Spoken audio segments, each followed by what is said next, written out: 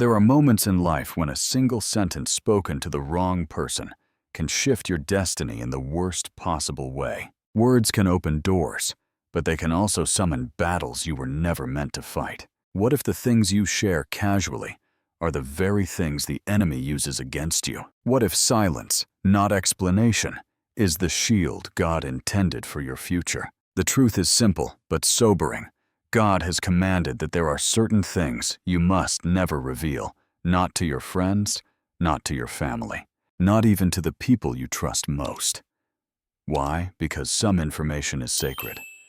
Some wounds are unfinished, and some blessings are too fragile for exposure. Before you speak again, ask yourself, could this cost me my peace, my relationships, or even my calling? Today, we uncover the 5 things God says you must never tell anyone. Number 1, never share your deep negative thoughts or judgments about others.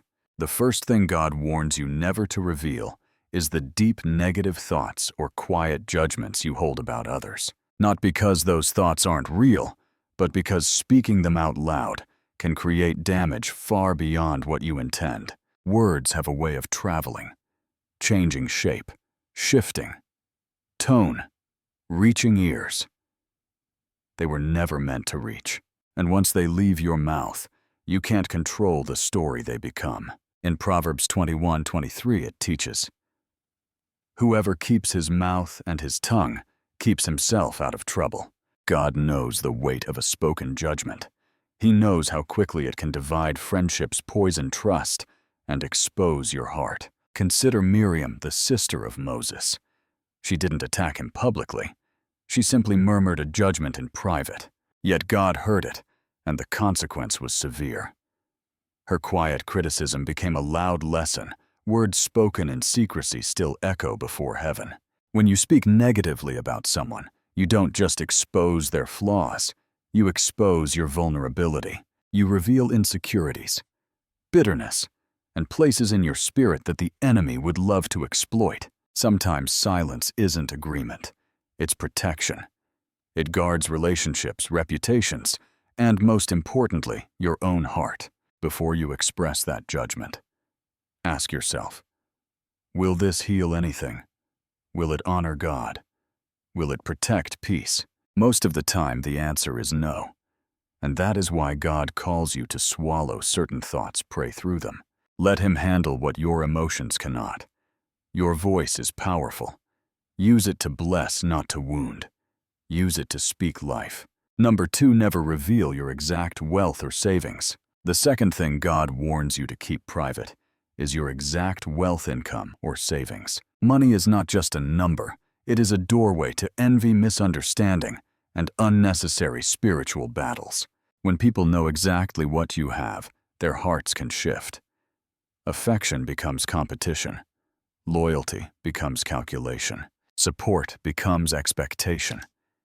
In Proverbs 27:1-2, it says, "Do not boast about tomorrow.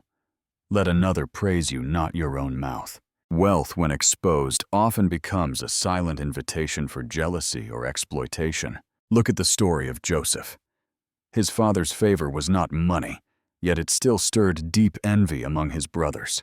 If something as simple as a colorful robe could provoke betrayal, imagine what exact financial details could provoke. Revealing your financial standing doesn't strengthen relationships. It tests them. It places weight on friendships. It places pressure on family and temptation in the minds of those already struggling with comparison. God calls you to discretion, not to make you secretive, but to keep you safe. Your finances are between you, God, and the few people He appoints to guide or counsel you. Privacy protects peace. Privacy protects stability. Privacy even protects generosity, because giving is purer when no one measures it. Before sharing anything about your income or savings, ask yourself, what will this change? Who will this burden? Is this wise, or is this exposure? Most of the time, silence will serve you better than full disclosure. Number 3, never expose your personal debts or financial struggles. Money becomes dangerous the moment people know too much about it. Debt is not just a number. It is a vulnerable place in your life, and revealing it to the wrong person can reshape how they see you. Some will judge you. Some will pity you. Some may even use your situation to manipulate or control you. In Proverbs 22:7 it says, "The borrower is servant to the lender." God understands financial struggle, makes the heart sensitive. Revealing it carelessly can place you in emotional or relational bondage. Look at the widow in the days of Elisha. She didn't announce her debt to the whole community. She brought her burden to the one man God appointed to help Elisha. And because she shared it with the right person, God multiplied what little she had and released her from what she owed. When you tell the wrong people about your financial struggles, you expose a weakness your enemies can use and your critics can judge. Not everyone is meant to hold your private battles. Not everyone has the maturity or compassion to handle what you are facing. Debt shared widely becomes shame. Debt shared wisely becomes a testimony of God's provision. Before you tell anyone about your struggles, ask yourself, is this person spiritually grounded? Will they guide me or gossip about me? Will they pray for me or prey on me? God often works quietly, and He calls you to do the same until the miracle comes. What you reveal can bind you. What you guard can protect you. Number 4, never share unrealistic goals or reckless, boastful words. There are dreams God plants in your spirit, and then there are ambitions that are still raw, untested, and not ready for exposure. When you share goals that are not grounded or prayed through, you open the door for embarrassment and unnecessary spiritual attack. Reckless words attract reckless consequences. In Proverbs 16:18, it says, "Pride goes before destruction, and a haughty spirit before a fall." God knows when your words run ahead of His timing, your downfall often follows right behind. Consider King Hezekiah. When foreign visitors came, he proudly showed them everything in his palace, all the treasures God had entrusted to him. What seemed like confidence was actually carelessness. And the prophet Isaiah declared that because of that display, those nations would one day take it all. Some goals need silence to grow. Dreams need protection, not performance. Announcing too early doesn't make you bold, it makes you vulnerable. People may mock you, question you, or pressure you into proving something God never asked you to announce. Your words reveal more than your plans. They expose your impatience, your ego, and your desire for approval. And the enemy listens carefully to every boastful declaration. Before speaking about your next big move, ask yourself, did God confirm this? Is this wisdom, or is this excitement? Am I sharing this to inspire or to impress? When your dreams are real, they do not need a microphone.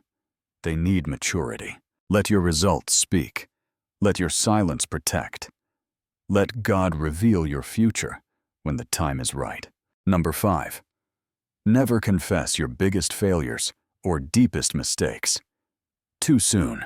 Your greatest failures should never be exposed before they are healed. A wound is not a testimony, and revealing it too soon invites judgment, misunderstanding, and emotional harm.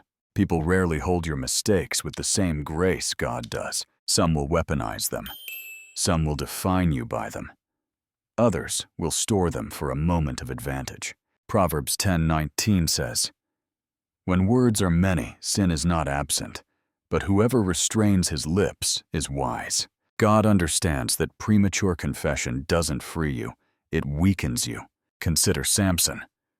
His strength was a gift, but his downfall began with a confession given to the wrong person. Delilah didn't need to defeat him, she only needed him to speak. His vulnerability became the open door to his destruction. Your deepest failures require healing, maturity, and discernment. When shared too early, they can distort how others see you and how you see yourself. Not everyone is meant to hold your weakness. Not everyone is trusted with your humanity. Tell God first. Tell mentors who are spiritually anchored. Tell people who will protect your restoration, not gossip about your struggle. Once God has healed you, Your failure becomes a testimony full of power, redemption, and wisdom. But until then, silence is not shame. Silence is protection. Some pain is meant to be processed privately before it is ever spoken publicly. Number 6. Never speak your frustrations about your job, your boss, or your coworkers.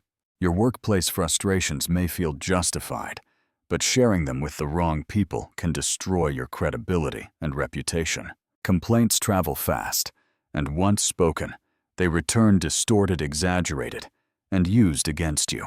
What begins as venting can turn into a permanent label you never intended to wear. Proverbs 29:11 says, "A fool vents all his feelings, but a wise person quietly holds them back." God understands unchecked emotion can damage the very doors He intends to open. Consider David. He had every reason to complain about King Saul. He was hunted, misunderstood, and mistreated. Yet David never spoke dishonor. He guarded his words, trusting God to defend him. And because of that restraint, God eventually raised him to the very throne Saul tried to keep from him. When you criticize your workplace openly, you expose more than frustration. You expose your character. People begin to question your loyalty, maturity, and professionalism. Even trusted coworkers may share your words carelessly. Before you speak about your job struggles, ask yourself, is this person safe? Will this bring solution or only noise? Am I venting emotion or seeking wisdom? Some frustrations are meant for prayer, not public conversation. Number 7. Never reveal the secrets or shameful stories of those who trust you. Some things shared with you in confidence were never meant to be repeated. When a person shares their vulnerability, they are placing a piece of their heart in your hands. To expose it is not just gossip, it is betrayal. And betrayal always carries spiritual consequences. Proverbs 11:13 says, "A gossip betrays a confidence, but a trustworthy person keeps a secret." God values loyalty. He watches how you handle the fragile places of others. Your integrity determines the weight of what He can entrust to you. Consider the story of Ham, the son of Noah. When Ham saw his father in a moment of shame, he ran to expose it. Instead of covering Noah, he mocked him. And because of that dishonor, a curse followed his lineage. His actions teach a sobering truth. Exposing someone's shame invites consequences you cannot control. When you reveal another person's secret, you damage more than their reputation. You damage your own. People begin to fear you, distrust you, avoid vulnerability with you, and heaven takes note of the breach. Protecting someone's private struggle is a sign of maturity, compassion, and spiritual strength. It proves that you can be trusted with the weight of another soul. Before sharing any story that isn't yours, ask yourself, does this help? Does this heal? Does this honor God? If the answer is no, silence is your safest choice. A faithful heart covers what others expose, and God rewards those who protect the dignity of His people. Conclusion: some battles are avoided simply by staying silent. What you guard shapes your future more than what you share. God isn't restricting you, He's protecting you. When you learn to keep sacred things hidden, He can trust you with greater blessings. He can give you clearer vision and stronger relationships. Before you speak, pause and ask, does this honor God or expose me to harm? Wisdom is not in saying more, it is in knowing when to say nothing.